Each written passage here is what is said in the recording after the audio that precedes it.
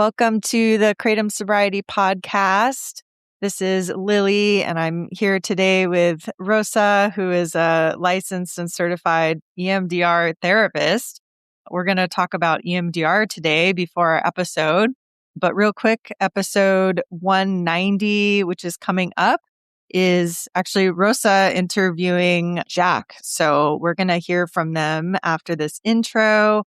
But yeah, we wanted to start talking about some different kind of self-help, self-care, and therapy modalities in our intros, just some more educational bits and pieces here before we go into our interviews. Yeah, Rosa, why don't you get us started talking about EMDR? Yes, thank you, Lily. Yes, I wanted to share I've shared some kind of lived experiences on this podcast. And since I do therapy for addiction recovery, trauma, anxiety, and other mood disorders, I wanted to share some clinical experience mixed in with that lived experience. And we had talked about EMDR because you've done it and you're doing it. And I am an EMDR and MGS certified EMDR therapist. We could come at it from both perspectives. But let me go ahead and let me give a definition for EMDR. EMDR stands for eye movement, desensitization, and reprocessing. And it's a structured, evidence-based therapy. That means that it's been shown to be really effective therapy. It's designed to help the brain process unresolved and distressing experiences. And it was originally called eye movement, but it's moved on to be bilateral. So you can do any kind of bilaterals. Traditionally, the therapist would either use a light or your fingers to have your eyes go back and forth. You can also do tapping on left and right. And there's also some people use sound. So you hear sound go back and forth. And that's the mechanics of it. It was also originally used for trauma. It's a trauma-based therapy. But it's not limited to just major event traumas. It can also include chronic stress, shame, painful memories, and dealing with addiction. And the idea is when experiences are really overwhelming, the brain may store it in a stuck or unprocessed kind of way. And these unresolved experiences can influence our emotions, triggers, cravings, and behaviors. So how EMDR works is generally, when you're in therapy for EMDR, you start out with just learning grounding exercises, things like breathing, a really standard thing's called a calm place. So you think of a place that's very calming for you. You can have a container where when you're done reprocessing, you put in some of those traumatic thoughts. And other kind of resourcing. When I do therapy, I talk about having a kind of a nurturing figure and a wise figure and a protector figure. So it starts out with a lot of grounding. You don't jump into the kind of the hard stuff, the traumatic stuff right away.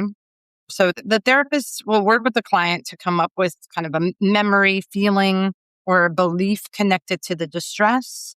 And then you use that bilateral stimulation, like eye movements or tapping or alternating sounds. And this process helps the brain to reprocess the memory. So it becomes less emotionally intense and more integrated. And over time, people experienced reduced emotional charge and more adaptive beliefs about themselves. So that's like a general way of how EMDR works. And we know substance is often a way for us to cope with emotional pain, trauma, anxiety, and stress. We can use kratom to regulate our emotions or numb distress. And EMDR focuses on addressing those underlying drivers rather than just behavioral change. So it can help with triggers and cravings, shame and criticism, negative beliefs. I can't cope without this, or I'm broken. And the goal is to help the nervous system and the brain heal so recovery becomes more sustainable. And how's that been in your experience, Lily? Have you had do you think that's a decent definition? Is there anything you would add from a personal experience of going through EMDR therapy? Yeah, absolutely. So I did EMDR with one therapist for a while she was a trauma and addiction based therapist who did EMDR. So we worked together for a long time before incorporating the EMDR practice. So for those of you who don't know what it looks like, you're talking through certain prompts and working on an experience like while the therapist's finger moves across the screen or something is going from side to side. So it's almost like you're like looking at a squirrel the whole time as you talk about it. That's like the broad definition I would use to explain what that looks like. But right now I'm working with a different therapist and we're starting from the top. So we're talking about, we just went over my safe place, which is the beach. And so if in a session I get overstimulated or triggered or it gets really intense and I need to come back down, then I'll be prompted to go to my calm place and start to imagine the beach again. And for me, I'm working on two different things. One is a specific occurrence that happened when I was young, and we're going to go over that. And then the other thing is a general reaction that I have to a certain social situation. That's all I'll say. But I basically go into freeze mode when something specific happens that's a normal thing. Then I'm trying to work through that. And so, yeah, we're working on like a specific thing and then also a broad thing that isn't one day or one memory.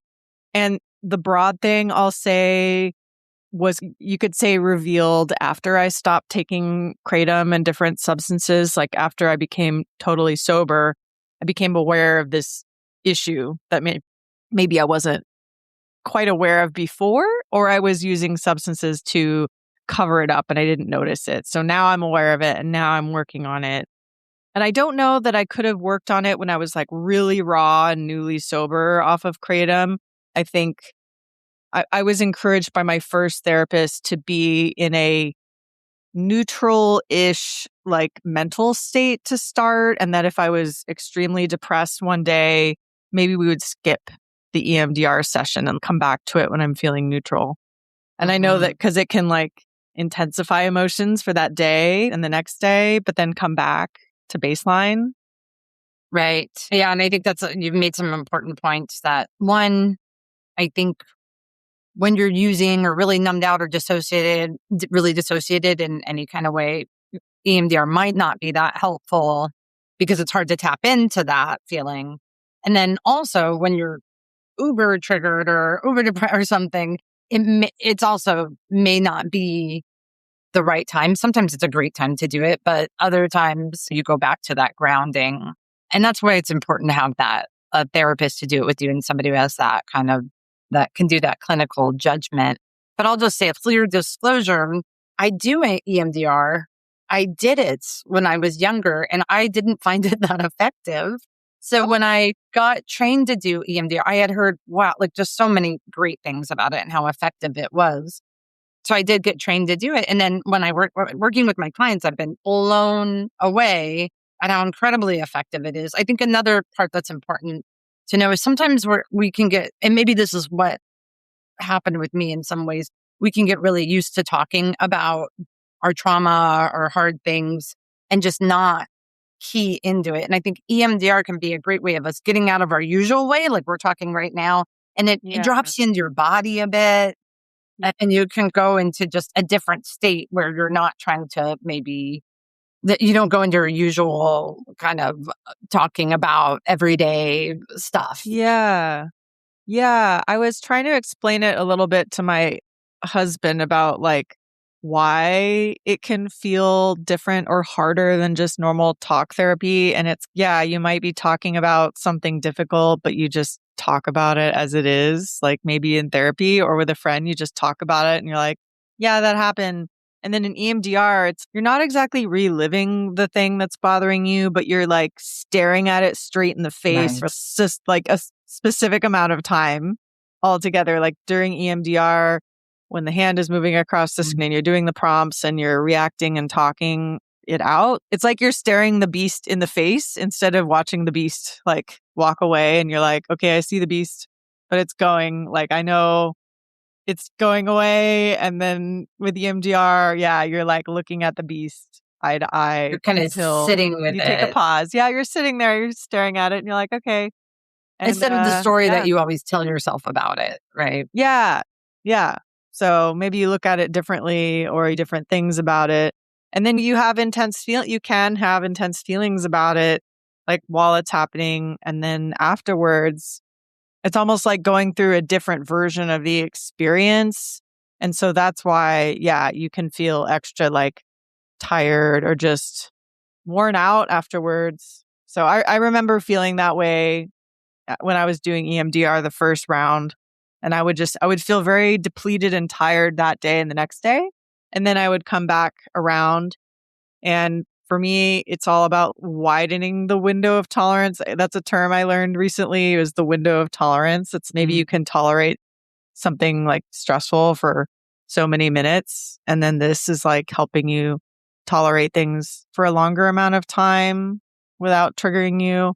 So it's just like expanding that ability. So that's what I'm doing.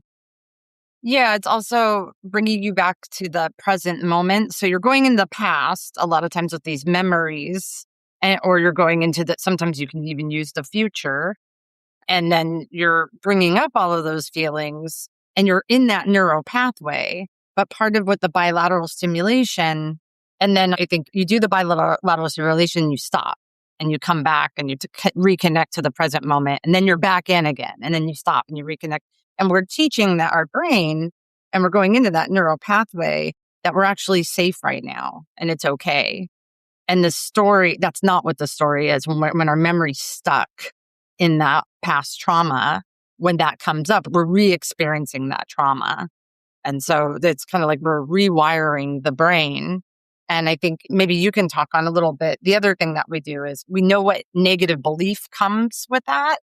And it may be, say we had a bad relationship with our father yelling at us. I'm just going to give some explanation. And maybe that's not even every time that you're around your boss now and he talks in a certain way, your body's reaction, you can't control it. He's not your father, but you want to react in a certain way and you just can't. And what we're doing is we're going back, thinking about what's that negative belief. That negative belief says, I'm worthless or something. Whenever my boss talks like this, I feel worthless. So we help to reprocess that, bring us back into the present. No, this isn't my childhood, or this isn't what this is happening. And then we move into inserting a positive cognition into that neural pathway. So a new belief system of oftentimes the opposite of I'm worthy, or what we would like to believe in these really stressful situations that we're in. Yeah, absolutely. Yeah, I remember that being a hard one for me. What does this mean about you? What do you think about yourself? What would you like to think about yourself? And I'm like, I don't know. I never thought about it that way. I just remember that it sucked and I'm mad about it. It's looking at it differently for sure. Yeah, it's something that I feel like is really important to take some time with in therapy, is getting that right negative belief and then the right positive one. And I also notice after we reprocess a little bit, the positive belief changes. I kind of want to feel this now. This is actually, I want to feel like I'm a good person. And as I process a little bit more, I'm like, no, I realize it's like I'm safe. I'm okay. So that positive cognition can change as you keep processing. Does that make sense? Oh, yeah. Yeah, it shifts. As you get better and as your brain changes, you definitely come up with different terms. And it's not the same forever. Yeah. Yeah. Cool. What else should we know about EMDR? Any other things we should know about it before getting started, or like maybe how to find a good EMDR therapist? Yeah, I would go through, we'll put some links in the show notes, but you want to go through, I'm through EMDR. They do really specific trainings there. They make sure your therapist is actually a trained EMDR therapist, that they've had trainings. It's a really extensive training. It takes a long time. We'll make sure I'm putting in the show notes the people that are actually trained, certified therapists. And there's some books out there too that can be helpful to read about it. And there's I know therapy's hard, right? It's expensive and it's not an available resource for everyone, especially an EMDR therapist, because they do have that extra certification and oftentimes can be expensive. We can put some things in the show notes too there's some books on that, like beginning grounding techniques for EMDR and ways that you can work with some of the techniques of EMDR without a therapist. as well. It's not EMDR therapy, but it takes a little bit from that. Yeah. Okay. Awesome. I think this is a good start for our listeners to have an idea of what it is and if it's something that they want to pursue or maybe tell a friend about who needs something like this. So yeah, on to episode 190 with Rosa interviewing Jack. All right. Bye-bye. Bye-bye.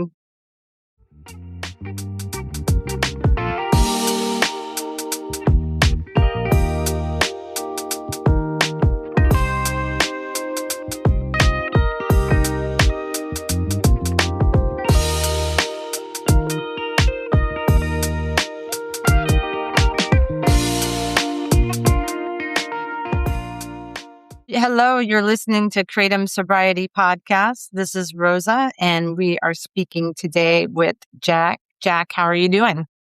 I'm doing pretty good today, honestly. I'm ready to rock and roll with this interview. All right, great. We just start out by, how about you just introduce yourself? Tell us where you're from, what you do, or anything you'd like to share about your background, where you come from, who you are, what you enjoy. And I'm 33 years old.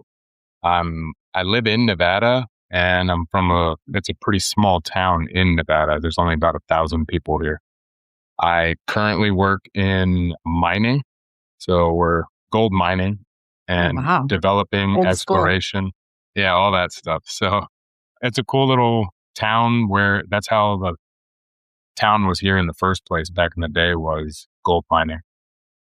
And is that where you're from, or did you just come in for the mining, or are you from are you from like small town Nevada? Is that your culture? For the most part, yes, I did. I moved out here when I was in 4th grade, graduated from high school. And then I've jumped all over Nevada, working at different mines and everything. But I wound up back where I graduated with a new mine that they're trying to get developed and everything. All right. Wow. What a miner. I have not spoken to a miner before. And what do you like to do in your free time when you're not mining? What are your hobbies? What do you enjoy? A lot of my hobbies consist of, I work out a lot. I own my own little gym here in the town that I live. So running that little gym, if I'm not working, I'm working in there, I'm working out or running with the dog, just all kinds of usually physical activity stuff. I'm usually trying to stay healthy and just keep busy, honestly. Nice. What's your Kratom quit date? My Kratom quit date would have been August 13th of 25. Okay. And yeah, tell us, how did you get introduced to Kratom? Take us back to your first encounter. I feel like it's a long, wild, windy story. I'd heard of Kratom, God, it was even before 2020, I believe. And I think it was like Kratom capsules. And my friend had been telling me about them, but I honestly didn't even care for them. I took one little capsule and I was like, that didn't do anything. Mm-hmm. I was like, whatever. Completely forgot about Kratom. I would see them in the head shops.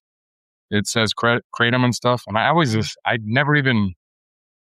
thought it was so weird. For some reason, I would associate it with like Krypton, the stuff that Superman that screwed him up. I was like, yeah, that kind of is. Nowadays, yeah, that is what it was. But I'd taken 1 or 2 capsules, didn't care about it, and completely forgot about it. But I guess where I really jumped into it was I would always listen to these health podcasts. And I don't want to say, I guess, the name of the podcast, but it was a pretty prevalent health influencer. And the guy that created those blue bottles had a podcast with him. And I was like, I had stopped drinking and I was like, I think I'm going to give those a shot. Let's see what happens. And even then, when I first got them, it was such a wild, windy thing. Like I'd taken one maybe and nothing crazy happened. But I think I had eaten that day and it was towards the end of the day. So I felt like a little something and I was like, all right, I guess that's cool. And then, I don't know, a week or 2 later, I think I had drank one. And not eaten, and that's when it really hit me. Ah. And then from there, it was a nice, slow fall downhill. It slowly progressed. So somebody told you about them. You tried the capsules, very little bit, didn't feel much. And then you tried the blue bottles.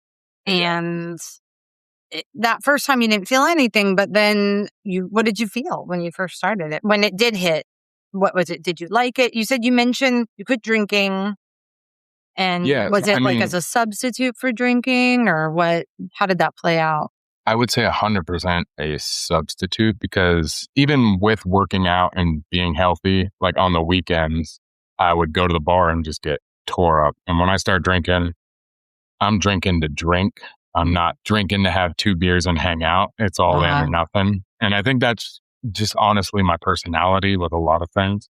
But I was like, all right, I'm going to give up drinking and just be more healthy. And then I heard that podcast and I was like, shit, I'm not drinking. I'm trying not to cuss, sir. Oh, it's okay. You can cuss. Yeah, but every other word out of my mouth would be a cuss word. We've heard it all. It's the mining industry. But yeah, so I was trying to just take a break from the alcohol.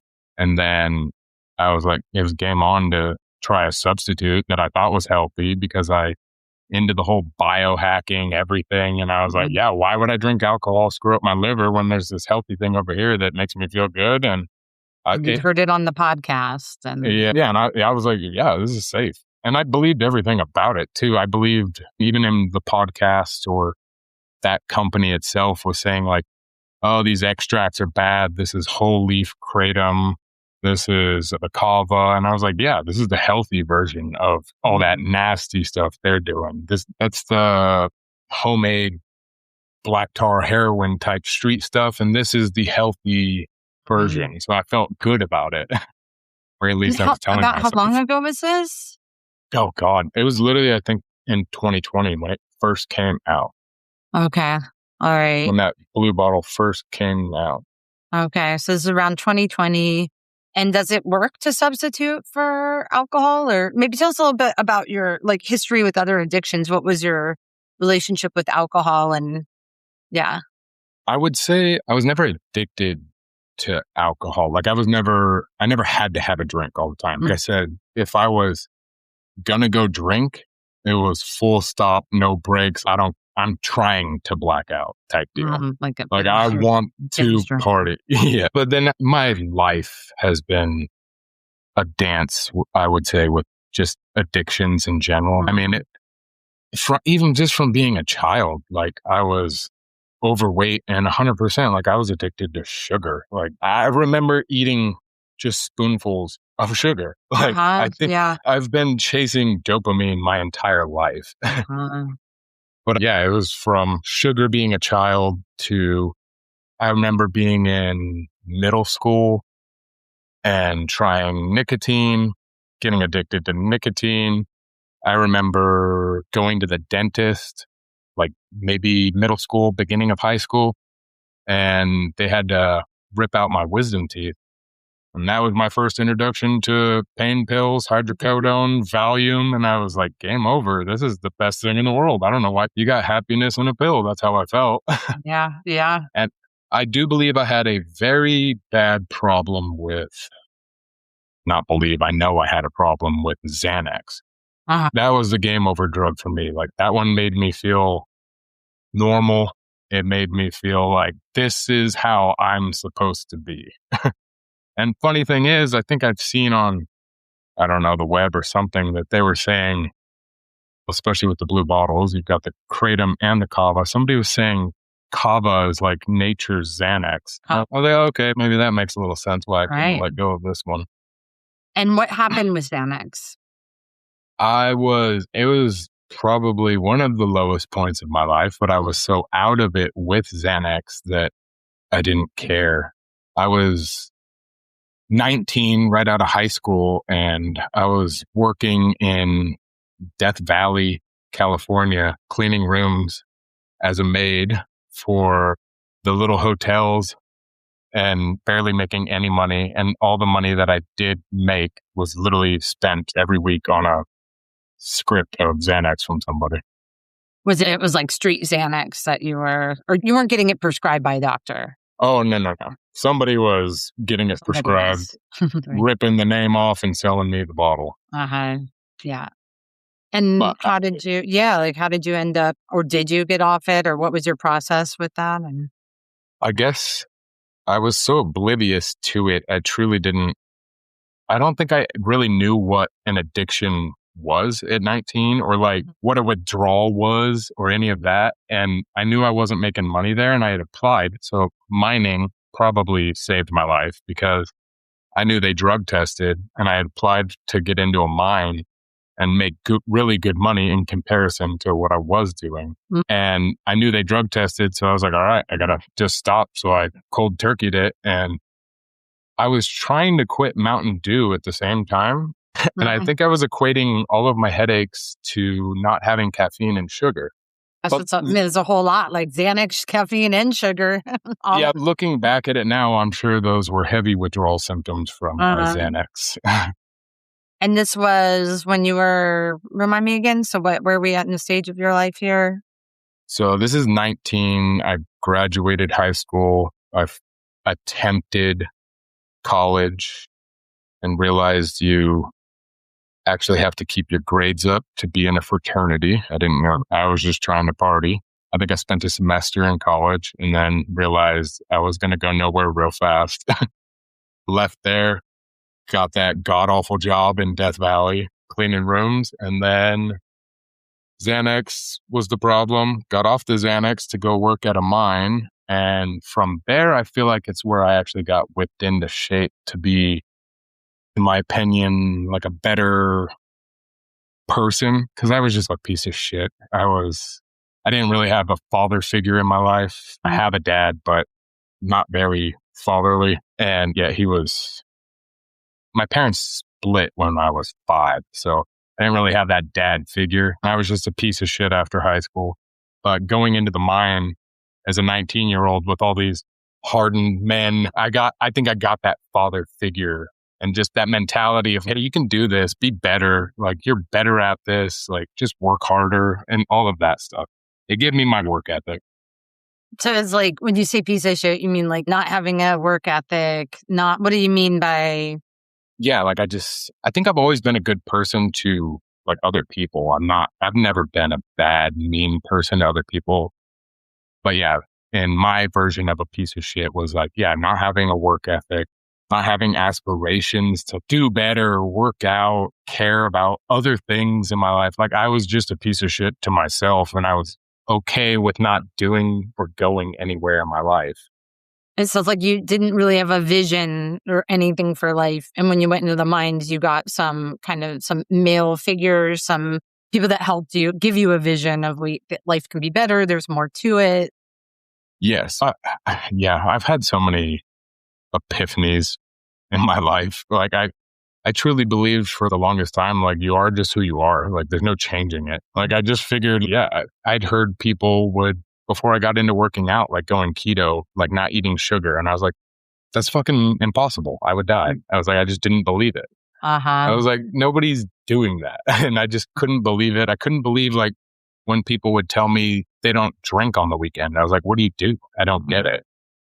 And I slowly have had my epiphanies where I'm like, no, you can create the person you want to be and just change your mind. Changing your mind is changing literally everything. So you go from, so you're cleaning hotels in Death Valley, you go into the mines and you have these epiphanies and you start growing some self-confidence. And it sounds like you get interested in taking care of yourself and taking care of your health. And you mentioned like a work ethic.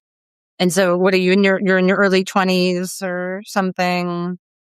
Yeah. So I jumped around from the mine. The mine did clean me up for sure. Like, I wasn't just using drugs. I mean, that's really hard work, right? Are you like in the mine? Yeah. So everybody's got a different version of what's going on in a mine. I know you see movies. when I say a gold mine, you think of that helmet with the light, right. And I got a pickaxe, right? No, technically in Nevada, they do have underground mining, but there's a lot of stuff that's like open pit on the surface where you're just running equipment, and it's got all the old timers got most of the big visible gold. And now it's all this microscopic stuff that we're picking up with these Because there's a giant lot more machinery and chemicals and all kinds of technical stuff. That makes sense. It's still, don't get me wrong, it's still hard work. You're getting dirty, you're using tools, you're running lines, running equipment. Like, it's still definitely hard work, but it's not the pickaxe. I don't know, maybe they're still doing that stuff with coal mining over on the east. But that's not what you were doing. No. But it sounds like you're still struggling with like binge drinking. Yeah, so on my weekends or my days off, that's my substitute. Like, I've been a good boy all week. I've gotten to my job early. I've done everything right. And now it's time to let crazy Jack out. Getting wild, I'm going to tear it up and just not think about anything, not think about anyone. Yeah, that was literally how I feel like I lived. I felt like there was two versions of me. There was the Jack that you see at work that's working really hard, that does his job. And then the alter ego of the weekend where I just got to blow off my steam. Oh my gosh, how many of us can relate to that? There just does seem to be all these different parts of ourselves. Yeah. Yeah. So getting back to the kratom, so you're starting to get tired. Something's happening that the weekend Jack is not all that it's cut out to be. And you're like, okay, I've heard this health influencer. Here's a healthy way. And obviously you're feeling good. It's feeling good enough that it's like a replacement for alcohol. Yes. So I'm into, like I said, I was into this biohacking, and you could honestly probably say, I don't know, when I cut my life up into things, like my life is built around addictions. What I've had to do is remove the bad addictions and replace them with good addictions. So, like working out is a new addiction of mine for sure. Like I work out and I don't feel good if I don't do it. But then also supplements, like just trying new little supplements is like my version of having something to try, and it's like my drug, but it's like it's fish oil, and I'm just trying these different supplements. But so I was really into the biohacking, but I'd also heard of, and I don't want to give anybody ideas. I definitely don't want anybody to try this. It's called modafinil. I don't want them to try it. Kratom, because I was using modafinil. I'd take modafinil in the morning and that would just give me energy, felt good. And then, but I had been taking modafinil and then I started the blue bottles, and I feel I would have a modafinil in the morning, and then when I'd get home, I would have one of the blue bottles, and it just took the edge off. I felt good. And I was like, I just have one of these every night. It's a nice little substitute after work. And finding out later, listening to a podcast I had heard, I think one of the other health influencer guys was talking to somebody about kratom. And this was still in the earlier days, I think. So they were saying like, oh, kratom's not your bad. Earlier days, or kratom's early, like are you saying your earlier days of using kratom? No, I would say, no, honestly, this is probably a year and a half ago. But I feel like they were saying, the guy was talking about kratom and saying they don't know if it's actually that dangerous and like all that stuff that could be. But then literally at the end of the episode, he had said, the one thing they did see was a patient having severe seizures and he had mixed it with modafinil. And I was like, oh boy, I think I was dancing with the devil on that one. Maybe. Because come to find out, like I've done all this research now later after the math, but I think it was dancing with serotonin syndrome. Oh. Like that. And then, I don't know. And so some of the biohacks mixing with kratom and the kava in high doses, like can definitely get you towards the serotonin syndrome, life-threatening seizure, bad stuff. And I was mixing methylene blue with it, which can also give you serotonin syndrome. And it's just, I feel like I was dancing around it, and I'm just glad, honestly, that I'm still alive. I didn't have any seizures, but I had some scary stuff just where felt like full-blown panic attacks, like I was going to pass out. But on top of, I think the blue bottles, literally, I feel like they just took over my mind in a way, like a possession. Because I can be I'm a very skeptical person, but for some reason I was not able to actually see what those things were doing to me. Or I was literally willing to like make up an excuse for any other thing than those blue bottles as the reason of the problems that I was having. It's just wild to me. How long were you using them before you started to have any kind of side effects or anything negative? I would say about a year into it. So I'm taking one modafinil a day, and then in the morning, I go to work, do my thing. I get home, I drink one bottle, but then, it slowly started moving up because I was like, one bottle doesn't feel like that much. So then I would do 1.5. And I was like, okay, 1.5 is good for me. And then I remember I'd taken 2 one day and the modafinil, and I had the 2 at night. And that's where I had it felt like a panic attack, like freak out, like my heart was racing. And I was like, but literally the first thing I thought was, I was like, I take these at night and I feel really good. I was like, what if I just don't take the modafinil and take one of those in the morning as a replacement? So then I started my mornings with the blue bottles, and then it slowly kept getting worse. But even then, I don't know, in the comments that I wrote to you guys, like me being in a small town was a problem to feed the addiction of those blue bottles, because it's an 1.5-hour drive for me to get to the closest spot for me to get those. So I wish I could bottle up the drive and focus that those blue bottles gave me, because of how many times I drove an 1.5 hours. Wow. Just to get those blue bottles. But even then, it gave me so I would sit back and think, and I was like, I need to get those blue bottles in this town so I don't have to make that drive. So then I applied to work for those guys. Oh, wow.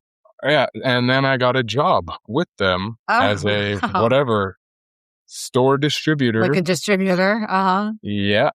And I managed to get them into my I got them into my small town. Sorry. No problem. So I got them into my small town to literally feed my addiction. Wow. What drive? That's what I'm saying. I wish I could have bottled the drive that those things gave me. Me too. In a healthy way. Yeah. Because that was a wild story too. But I was like, God, these things are so expensive. I was like $10 a pop. Then I was like, yeah, I don't know. I don't want to get sued, but I guess screw it all in. So $10 a pop. As a store distributor for them, like it was literally the Wild West. It was literally like, hey, this is my name. Here's this WhatsApp. We're going to send you a pallet of these blue bottles. And then it's up to you to distribute them. You pay us money, whatever the cash, the checks that you sell those to the store, make them out to you, cash it, put it in your bank. What? Yeah, it was wild. It was the Wild West. And that I feel is like really wild. They did not care just as long as they got their money. But my infinite wisdom, I'm like, I'm getting these wholesale now. Yeah. Wow. It made it worse. So yeah, I have free access to an entire pallet. And yeah, it definitely. I can only imagine where this goes. Yeah. Definitely got worse. Definitely. So where are we in the time frame now? So 23, early 23. So this is about 3 years into your kratom. Okay. Yeah, and me white knuckling days where I'm like running out before I get this pallet. I'm running out of kratom and stuff, and I'm making emergency excuses to drive an 1.5 hours. So I'm already wasting money on gas. I'm wasting a crazy amount of money on these blue bottles. And then, I get this pallet. Yeah, and then it's just way worse. Just free access and... Yeah, and it just completely escalated, and it got pretty bad. Yeah, so tell me about that. What did that look like? Like I said, it felt like it was just progressively getting worse. And I at this point, I'm pretty sure I know I have a problem. Now you're starting to get it. Yes. Because you're mentioning you're in denial for these first 3 years. Yeah. Not even, I bet you I knew I had a problem 2 years in. like I said, like I've had addictions my entire life. And a lot of times, like, I think I'm the only person with the problem. I had no idea anybody was remotely addicted to these blue bottles. And I'm just thinking, yeah, it's a Jack problem. Nobody else is going through this.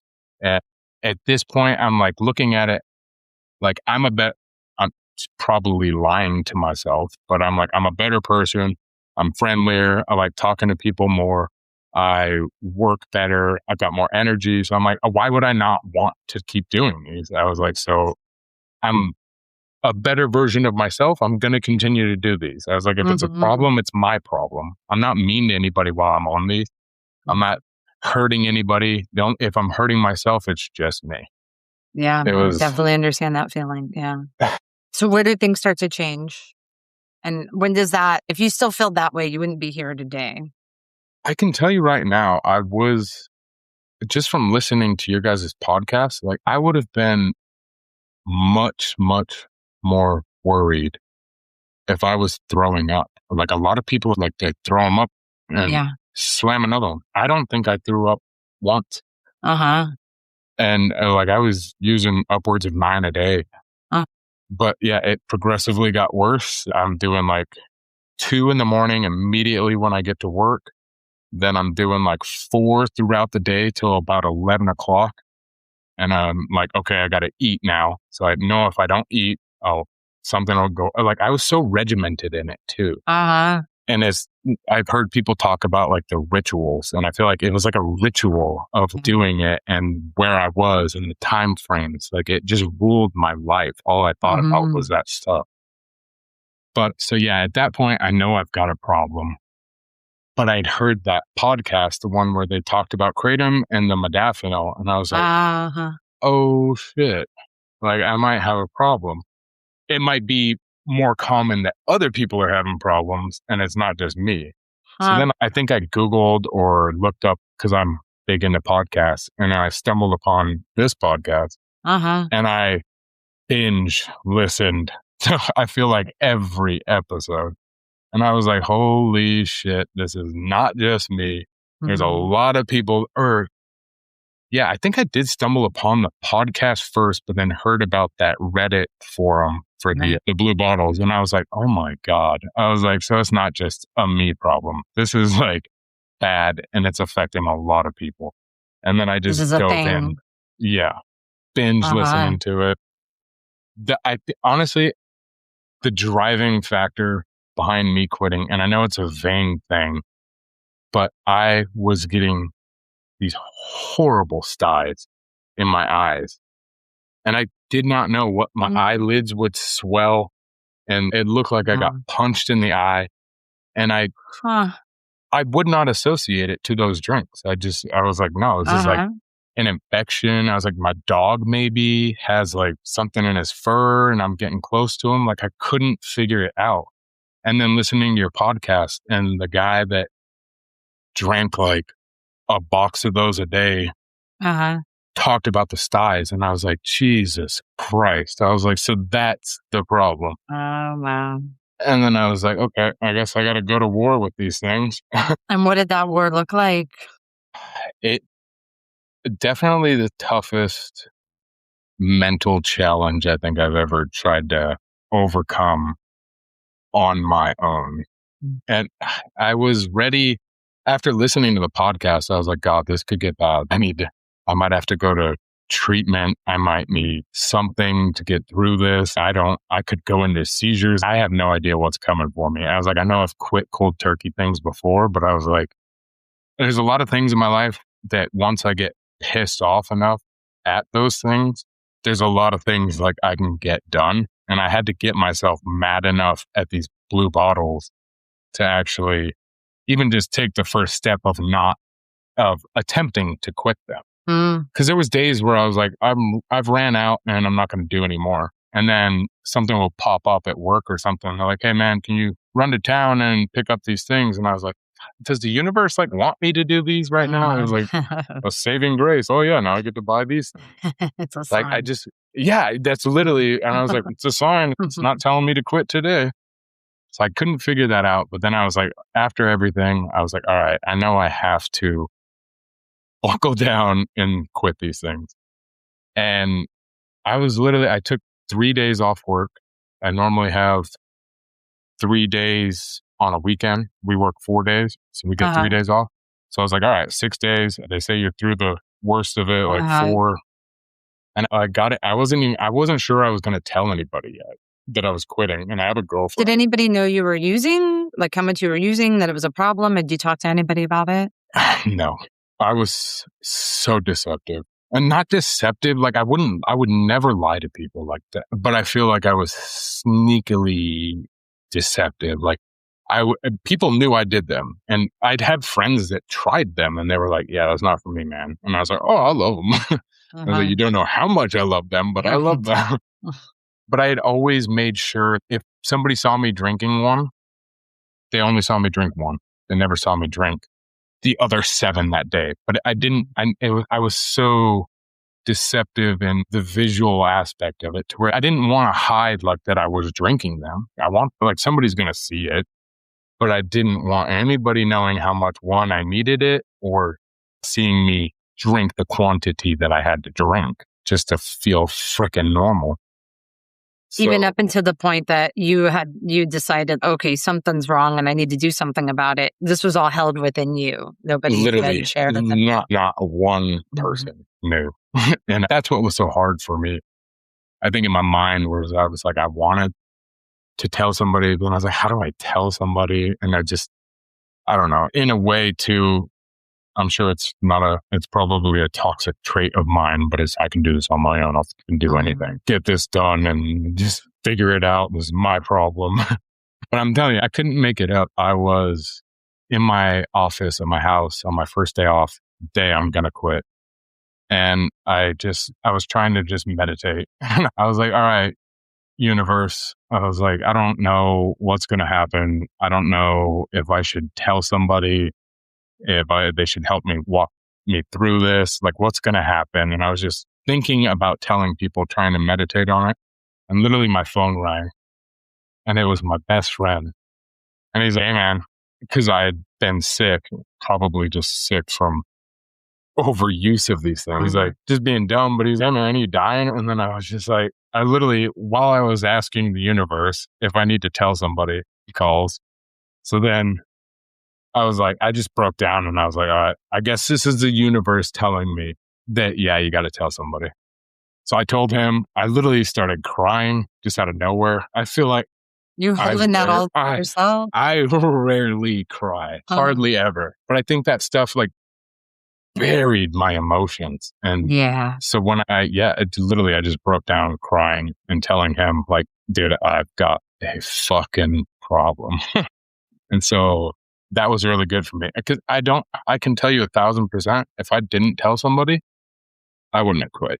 It would have been a week or so and I would have been like, see, I got this. I'm good. Yeah. 1,000%. If I didn't tell somebody, and after I told him, I told my girlfriend, I told my other closest friend, I told my mother, I told my sister, and then I just swore to them. I was like, look, I don't know what this is going to look like. I am quitting. It could get fucking bad. But I also told them, I was like, look, I swear on my life, because I didn't want people to not like trust me. Because I hadn't been open with them about such a fucking problem with me in my life.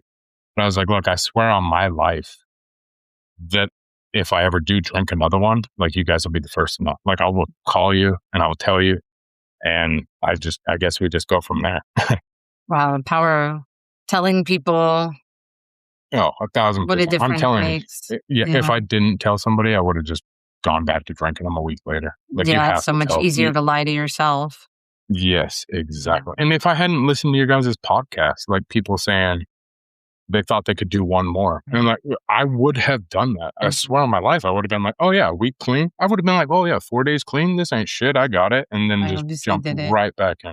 But hearing other people's stories, knowing this was actually a thing, knowing that, oh wait, this is dangerous. This isn't just some sort of problem I'm dabbling in by myself. And all these delusions in my own mind. And yes. It was like somebody pulled the veil open where I was like, holy shit, like all these excuses, all these problems that I've been having is literally from these fucking blue bottles. Like I was to the point where I was, well, I do believe that me quitting was also possible in a weird way just because of like how structured I was. Because I know I've listened to people where they would say they would drink some like right before bed or something and then wake up 3 hours later and have to drink more. Yeah. Like I was so regimented in my working out and trying to at least be healthy, even while doing all of this, that like I don't let anything fuck with my sleep. So I was regimented in I will not drink this after I eat dinner at 6 p.m. But in a way, I think I was going through withdrawals damn near every night for years from 6 p.m. until right about 5 a.m. Because I would be covered in sweat all the time at night. I had to sleep with ice packs on my forehead and like my neck every fucking night. And I still wouldn't even tell myself like, oh, that was those things. I don't know, I'm just a hot person and I've got migraines. It was crazy. It was so crazy, the stuff I would lie to myself about. The things we tell ourselves.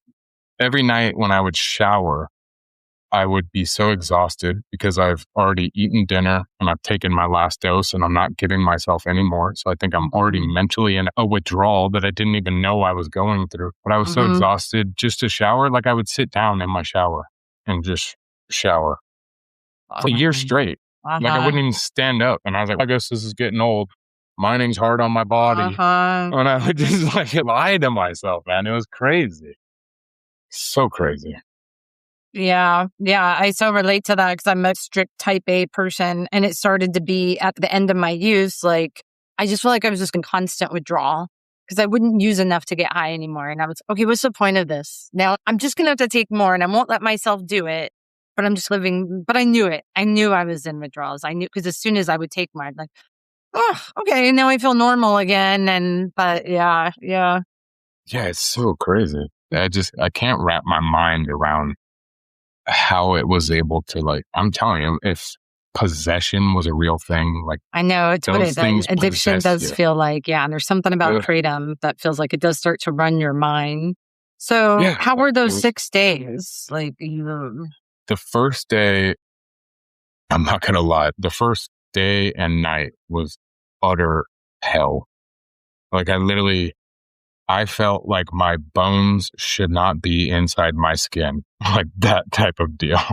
Like I just wanted to rip them out. Nothing felt right. And I was cold. I was freezing. I was fucking shaking. Then I'd be hot, headaches. And it was just the frantic, like mind racing and I'm not going to lie. It was hell that first day and night. Cause I don't even think I slept that night. It was just like sweating and tossing and turning and just being in pain. But the next morning from basically not sleeping, I don't know, a couple hours into the day, so probably like around 9 o'clock or something, I'd also not had any caffeine or nicotine, which I'm very addicted to right now still.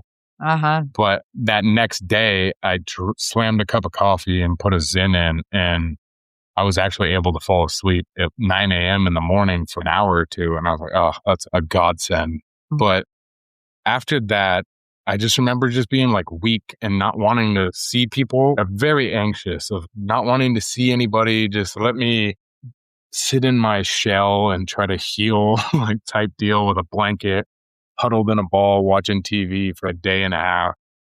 And then I just remember the day before I had to go back to work, I was like, I need to at least go out in public and see how I'm going to react just to make sure I'm okay, like normal.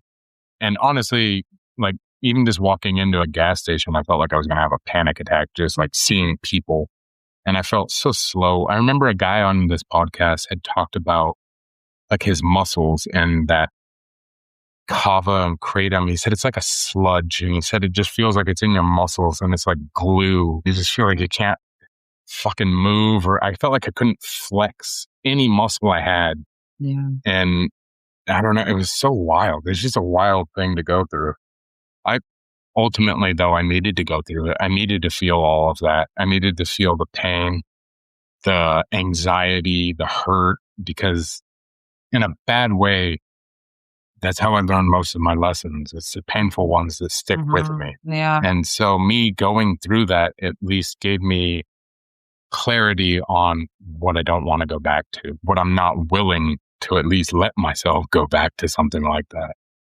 So was there anything that helped you, like tools or habits? You mentioned like having ritual and routine was really helpful in like early withdrawal and early recovery. Yes. You mentioned the podcast, taking time off work. Yeah, definitely. I would say like for sure telling somebody, listening to the podcast, The other ones. at least gave me like, oh shit, other people are going through the same thing I'm going through.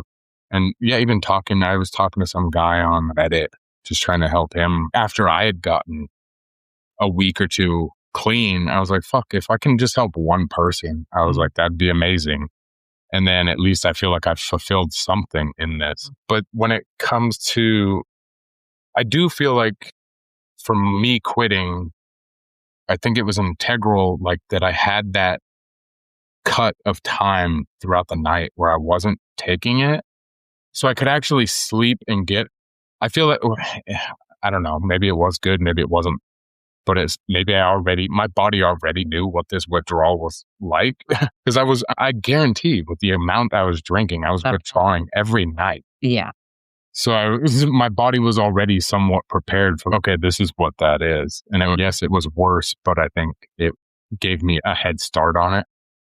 But when it comes to the stuff that helped me, I was like, all right, if biohacking got me into this, let's see what biohacking can do to get me out of this. I relied on those days when I actually was quitting, like the 3 or 4 second or third day.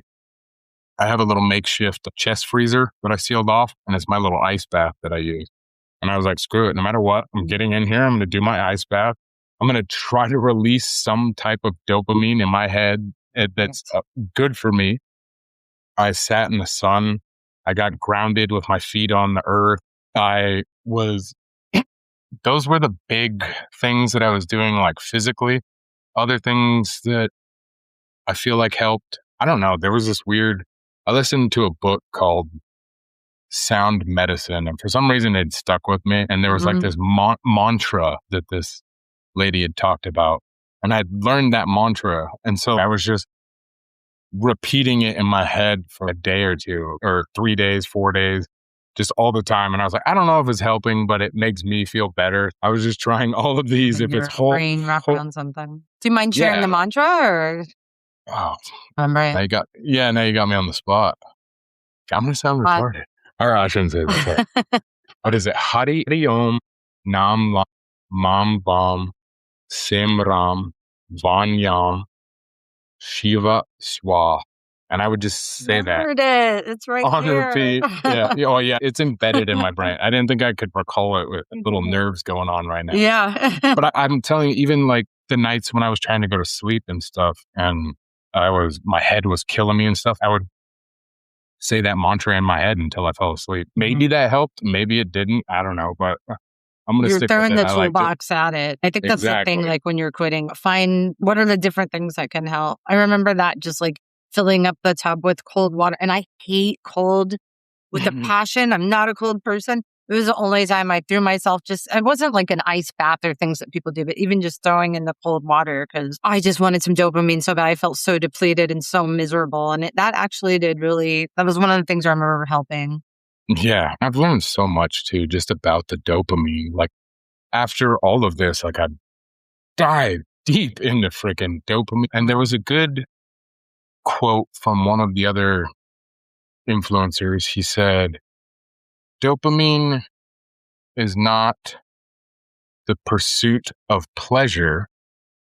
It's the pleasure of pursuit. And I was thinking about it and I was like, it's so true if you think about it. Like we're taking dopamine in a bottle and we're taking the shortcut. It's like taking a loan.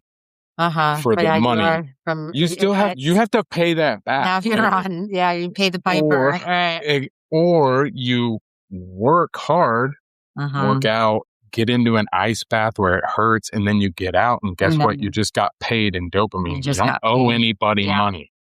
And I was like, good Yeah. God, that makes so much sense. It's so true. But it's our animal brain. It makes so much sense, but still our animal brain is like, bottle, cold plunge. Like, I'll take the bottle. Yeah, what's easier? Yeah. Yeah, it's tough to get your mind around that.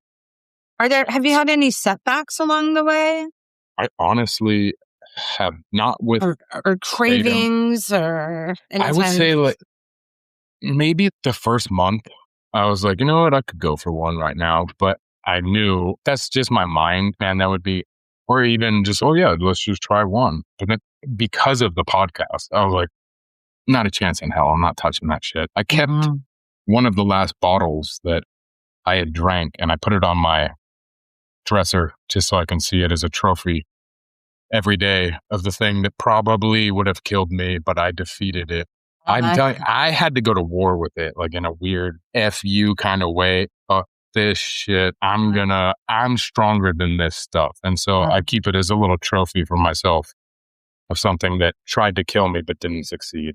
A working mind frame. So what does maintaining a kratom-free life look like for you today? Like I said earlier in the podcast, I think it's a kratom-free lifestyle for me is taking my bad addictions and replacing them with good addictions. It's working out. It's meditating. It's getting grounded. It's keeping my mind busy with other important things, like trying to make sure my business is successful and not just vegging on the couch watching TV. But it's, like I said too, like that guy had said, I'm not going to try to get I don't want my dopamine to be the pursuit of pleasure. I want pleasure or the pursuit to be the pleasure, not the vice versa. Right. Yeah. I want me to work hard to get my dopamine and actually earn it. So you're filling up your savings account and filling up your bank account instead of withdrawing from it and getting in debt. Exactly. Yeah, because you mentioned too about, I think what happens for a lot of people is we go to kratom to supplement another addiction, like you had said with alcohol. And a lot of us go, wait, this seems like way better than alcohol, and I'm not hungover in the morning, and and alcohol is so bad for you, and you're trashing your body.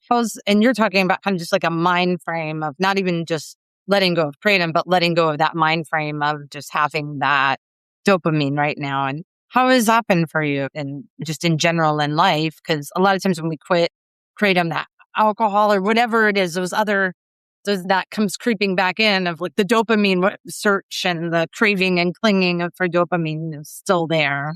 Yeah. I think from that, like I just dove really hard back into working out, getting dopamine, doing my ice baths. But it's like also just challenging myself with different things in my life, like gives me something to actually work towards and not just feel like I'm treading water.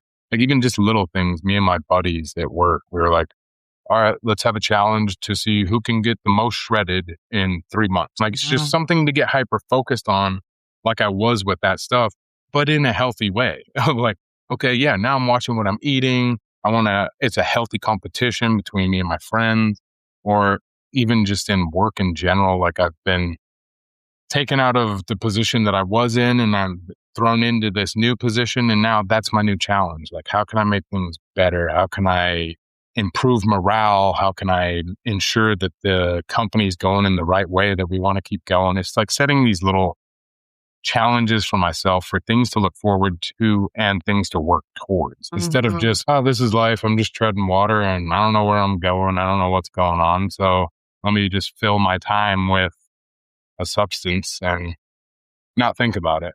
And I think what you're talking about is, I always talk about those neural pathways. Like we create neural pathways, creating an addiction early on. Like you said, you're a kid, you're eating sugar. Later on, you're smoking cigarettes, whatever, kratom, like going on. We have to put something in. Those neural pathways don't go away right away. We have these grooves. And so what you're talking about is like you got to fill it in with something else. Yeah, for sure. in my scenario, I don't know what life would actually look like without addictions, like I'm saying. And I want them to just be healthy addictions. Cause I don't know, I'm sure there's still more room for me to work and grow and maybe just be content with hanging out and being and stuff. So that's for sure stuff that I need to work on, and maybe not always being so driven and focused and giving me like something to try to achieve in a way. But like I said, I think there's definitely like room for growth, no matter who you are, no matter what age you are. Like there's always opportunity for improvement.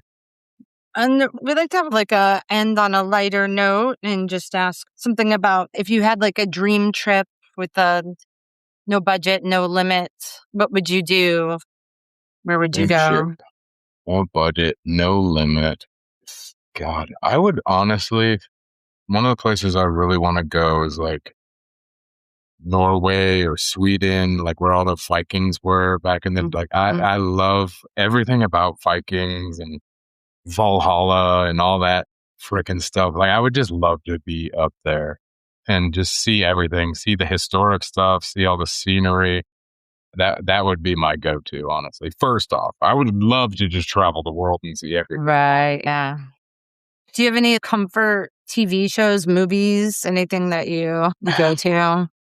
I do, definitely. They're in a weird way. I don't know. Have you ever seen Ancient Aliens? No, I don't think I've heard it. It's on the History Channel. And, really? I would say that might be a TV show that I'm addicted to. I think I've watched every season. Okay. I love everything about Ancient Aliens. You can fall asleep to it. You could miss 10 episodes, go on to the next episode. It doesn't matter. I love that show. And Futurama, for some reason. I love Futurama. Every episode of Futurama. All right, good. I love some recommendations. And just to end off, is there any piece of advice you'd offer somebody who's thinking about quitting kratom or trying to quit kratom? I would honestly say, like, no matter what, you can do it. Like there's help. And even if you're so far in, like just with the people that you've interviewed and talked to, like there is a way out. Like first and foremost, believe that. And then just like the start into quitting, like in my opinion, I do feel like you have to tell somebody. You do need to know that one more will hurt. And just that, yeah, no matter what situation you're in, like there is a way out. Is there anything that you want to share that I didn't ask? Something on your heart and mind you want listeners to hear? I can't say so. I think I spewed everything out. Covered it all. For the most part. Oh, thank you so much for sharing your experience and the hardships and how you got through it and the things that helped. Really appreciate it. Well, thank you so much, honestly. And you guys got this. And the podcast is amazing. And more people that are having the problems, just give it a listen. Binge listen to it. You'll know that it's possible to actually quit. Hey, great. Bye-bye, everyone.